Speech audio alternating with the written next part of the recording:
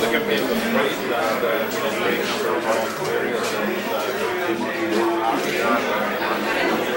we ran a good campaign. How difficult have the last several years been for you? You lost the last election only by 17 votes. What's that been like for you personally? Oh, it hasn't been difficult. This is a time where we sabbatical, so I enjoyed the last number of years. There's a lot of meetings we connected with a lot of people there, some positive worked on the gun registry, stuff like that. So it was fine. It wasn't anything tough. And every time we see the numbers posted for Kitchener-Waterloo, we hear some cheers let out here. How are you feeling tonight about the election and what's happening right now? Well, in the election locally, I feel very good. Nationally, I don't feel so good. I think the politics of personal destruction, prime minister, that's one very my thing. To attack leader of an opposition. The question is, where else would that be acceptable in Canadian life? I have to come up with that as a company. Be the dedicated person. Yeah, we talk about later. Responsible for that really is Prime Minister Huether. He has worked on it.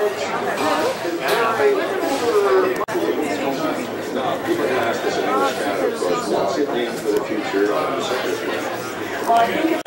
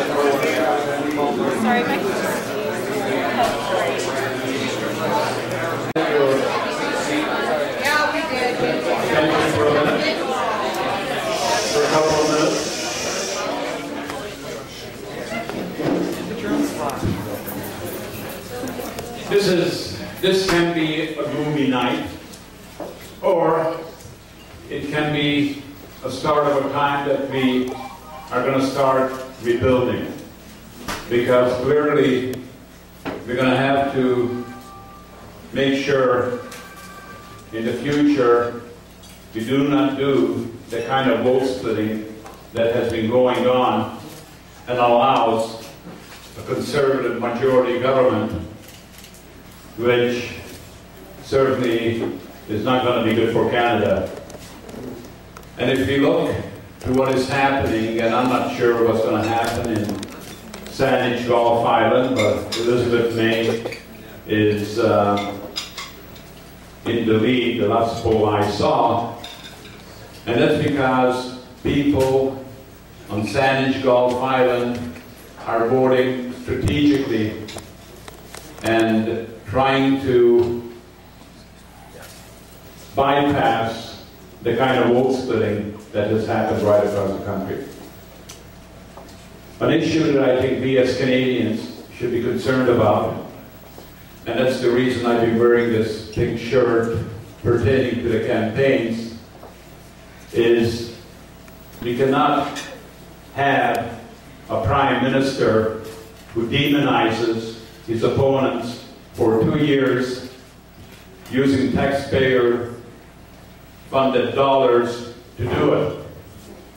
And you know, the question never came across in the media, and I think we have to sort of look ourselves in the mirror and say, why is it that behavior that's unacceptable in any other part of Canadian society, you know, just imagine in your workplace, if you have a colleague who is continuously attacking you, or imagine in your place of worship, or any club that you might belong to, or a school.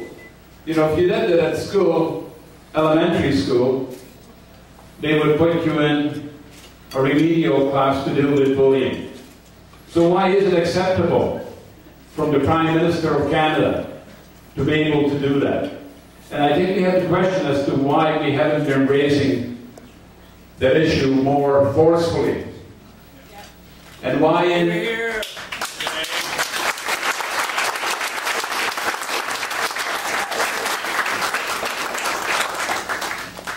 And why the media thinks it's okay. And I think they have to, because they're part of Canadian society, deal with that issue as well. You know, for myself, I feel disappointed more for you guys than for myself. I've been there, I've done that. Looking at the way the seats broke down, where it's going to be a Harper majority government, and knowing that committee chairs have a 200-page handbook on how to totally sidetrack committee business.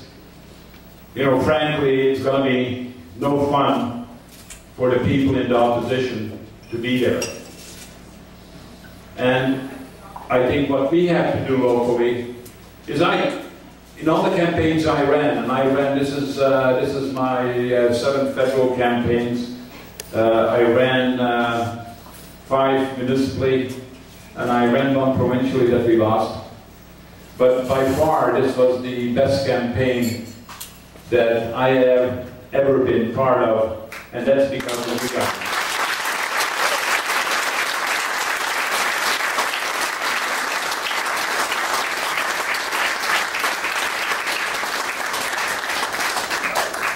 So the challenge for us is going to be to reach out to center-left, and make sure, come next election, we're not going to go with this kind of division again. And let's look to what is happening in Saanich Gulf Island, and I hope it works out, and I hope that that's going to hold. But we're going to have to build, because it really comes down to the kind of Canada we want. And I just don't see the kind of Canada we want reflected in the results tonight as far as you folks are concerned.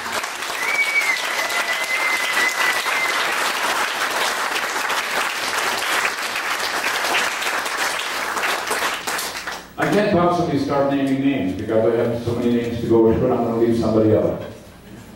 But you guys have been just fantastic.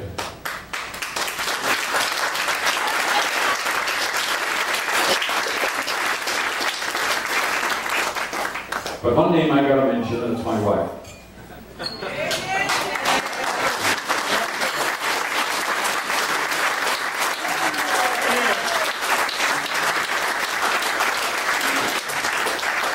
You know, she has put up with these campaigns. And you heard how many of them. And it's kind of tough. But she has really been great. And my daughter, who ended up fleeing Waterloo to go to Toronto, so she could be someplace where everybody didn't know her and get caught up in whatever cause I was involved in. But the two of them have been really great. But I really hope that we build. That we build because we're going to have 4 years of winter. And no Christmas. We're going to have 4 years. And I think it will become more and more clear what we got to do. And we're going to have to reach out locally, like I said, to the center left, and make things happen. Because we have a great party tradition. You look at most of the social programs, we made it happen. You look at our standing in the world under liberal governments, we made that happen. And unfortunately, it really amazes me, you know, like 80% of the Canadians would vote for Obama if they had the opportunity. And somehow we sleepwalk through elections and elect the only leader who's a Bush Republican standing in North America. That's right. And that is wrong. And that's what we have to work on. So celebrate your contribution. Please plan to stick around, be involved in the association, because we are going to have to get it together, because we have to get our Canada back. So celebrate tonight for what you have done.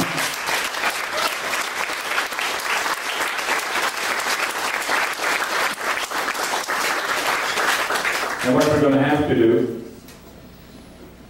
You know, the only good thing about tonight is nobody died. You know, you see people fighting for the right to vote, and what it involves. Sometimes we take it for granted. But our democracy, it's up to us, each and every one of us, in our own way, to fight for that. And we have a great team, and I hope that we keep that together and build on it, because I think we can do better with Canada. And let me just close by saying that we want to vote at WCI, and to Jamie Rooney, who rode his bike across the country, and Elizabeth Radke, the young people. You know, they're going to be there with us. And we'll do it again in 4 years. It won't be me, but we want somebody there who's going to carry that, but I will be there to help. Thank you very much, and hang around and celebrate. Thank you. Where'd he go? I don't know. It's sort of taken away. Oh, no.